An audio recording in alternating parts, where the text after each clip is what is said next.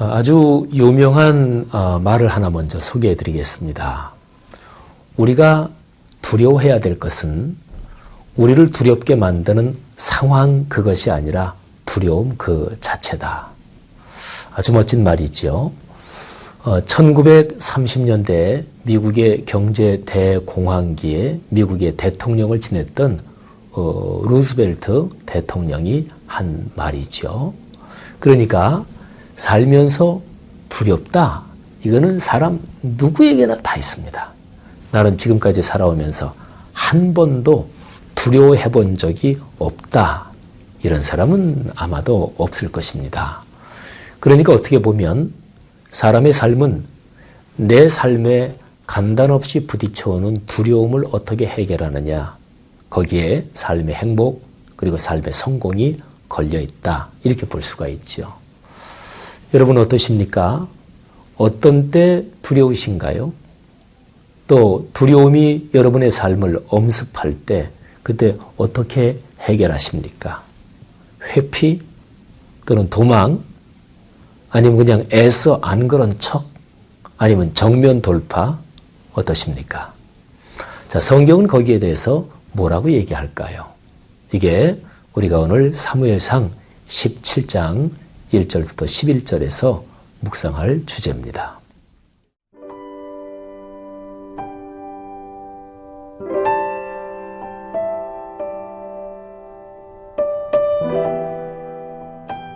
사무엘상 17장 1절에서 11절 말씀입니다. 블레셋 사람들이 그들의 군대를 모으고 싸우고자 하여 유다에 속한 소고에 모여 소고와 아세가 사이의 에베스담림에 진침해 사울과 이스라엘 사람들이 모여서 엘라 골짜기에 진치고 블레셋 사람들을 대하여 전열을 벌였으니 블레셋 사람들은 이쪽 산에 섰고 이스라엘은 저쪽 산에 섰고 그 사이에는 골짜기가 있었더라. 블레셋 사람들의 진영에서 싸움을 도두는 자가 왔는데 그의 이름은 골리앗이요 가드 사람이라. 그의 키는 6규빗 한 뼘이요 머리에는 노투구를 썼고 몸에는 비늘 갑옷을 입었으니 그 갑옷의 무게가 놋 5,000세겔이며 그의 다리에는 놋 각반을 쳤고 어깨 사이에는 놋 단창을 메었으니 그 창 자루는 배틀 채 같고 창날은 철 600세겔이며 방패든 자가 앞서 행하더라.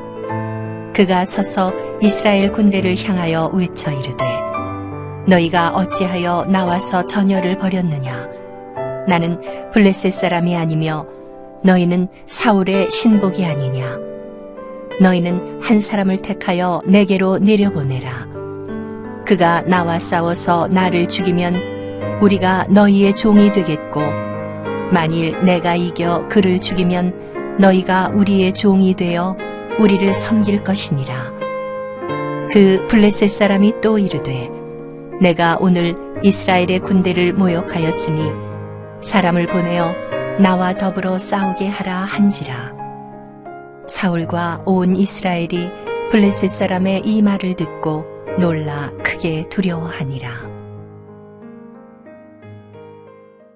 이스라엘과 블레셋 사이에 이제 전쟁이 붙었습니다.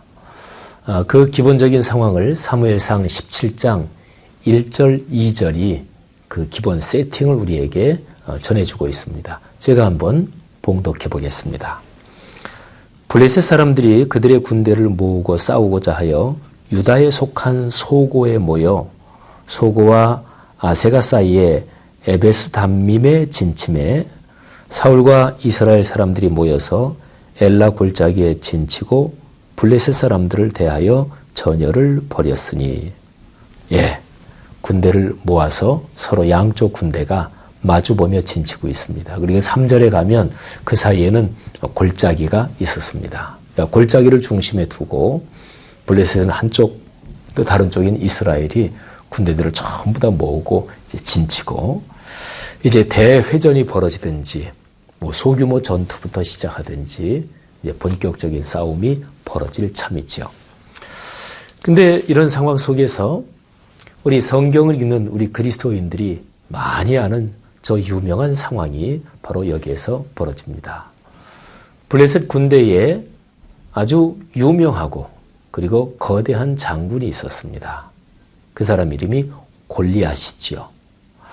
오늘 여기 성경에 보면 그 골리앗을 이렇게 묘사해요.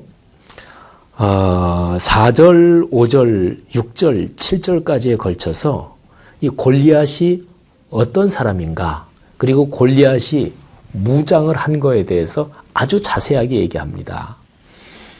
키는 6규빗 한 뼘이요, 머리에는 노투고 몸에는 비늘 갑옷 무게가 5,000세겔, 다리에는 놋 각반, 어깨 사이에는 놋 단창, 창이 배틀채 같고 창날은 철 600세겔, 방패든 자가 또 앞에 서고, 아주 무시무시한 거예요. 한마디로 말하면 괴물이죠. 몬스타지요. 괴물 같은 거인이 블레셋의 장군으로 있습니다. 근데 그 골리앗이 싸움을 돋구면서 이제 앞으로 전진하는 거예요. 옛날 싸움은 이제 그래요. 보통 큰 군대가 딱 진을 치면 우선 말싸움부터 시작해요.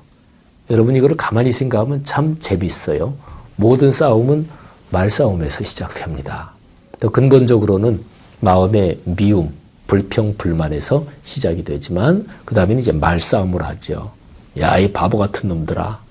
야, 너희 쪽수도 안 되는 것들이, 잽도 안 되는 것들이 말싸움을 하는 거예요. 근데 이 블레셋의 군대에서 나온 이 골리앗이 이스라엘 군대를 향하여 크게 외칩니다. 나는 블레셋 사람이다. 너희는 사울의 부하들 아니냐? 그러니까 우리가 복잡하게 싸울 거 없이 너희 중에 하나 누구든지 내보내라. 한번 1대1로 붙자. 내가 지면 우리가 다 너희의 종이 되겠다. 그리고 너희가 지면 너희가 우리의 종이 되는 거다. 하고 큰 소리를 빵빵 칩니다. 여러분 이런 상황에서 이스라엘은 어떻게 반응했을까요? 그게 오늘 본문 말씀 11절에 기록이 되어 있어요. 제가 읽어볼게요. 사울과 온 이스라엘이 블레셋 사람의 이 말을 듣고 놀라 크게 두려워하니라. 그러니까 이스라엘의 반응은 두렵다 그런 것입니다. 그런데 11절 말씀에서 우리가 주목해야 될 것이 있습니다. 이스라엘이 두려워했다. 근데 온 이스라엘이 두려워했다 그랬어요. 이스라엘 전체가, 쉬운 얘기로 그런 거죠. 근데 더 주목해야 될 말은 사울이 거기에 들어가 있다는 거예요. 사울이 두려워했다. 사울은요, 성경에 나오는 하나님의 지도자들 중에서 역전의 용장입니다. 다윗도 물론 그래요. 그런데 사울은 어떤 면에서는 다윗보다 더 그런 사람이에요. 다윗은 나중에 국가가 안정되면서 그러면서 왕궁에 거했어요. 정식으로 크게 건축하지는 않았지만, 그건 솔로몬 시대에 건축하지만 어쨌든 다윗은 더 이상 전쟁터 나가지 않고 자기의 왕궁에 머뭅니다. 근데 사울은 죽을 때까지도 언제나 야전 막사에서 머물렀던 사람이에요.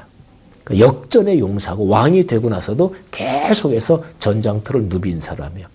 두려움이 없는 사람이었습니다. 근데 사울까지도 두려워해요. 큰일입니다. 이를 어찌하면 좋을까요? 여러분의 삶에, 우리의 삶에 그런 사건이 일어날 때가 있지 않은가요? 진짜로 두려워하지 않아야 될 사람까지도 두려워한다. 또는 진짜로 흔들리지 말아야 될 부분까지도 다 지금 흔들리고 있다. 이거는 진짜로 큰일이다. 이런 상황 속에서 우리를 쓰나미가 덮치듯이 덮쳐오는 두려움. 그럴 때 우리는 어떻게 해야 될까요? 오늘 여기 성경 본문 말씀을 통해서 우리가 더 깊이 묵상해야 될 주제인 거죠.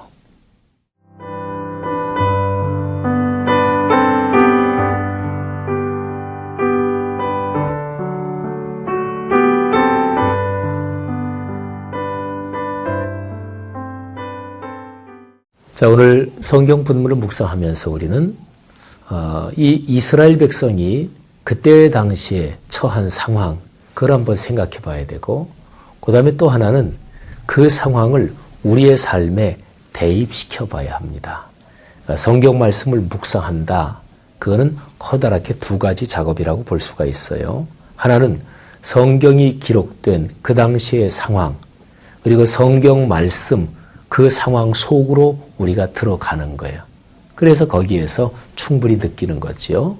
그 다음에는 거기에서 어떤 깨달음이 오는데 그 깨달음을 지금 나의 삶 또는 우리 시대의 삶의 상황 속으로 대입해 보는 것입니다.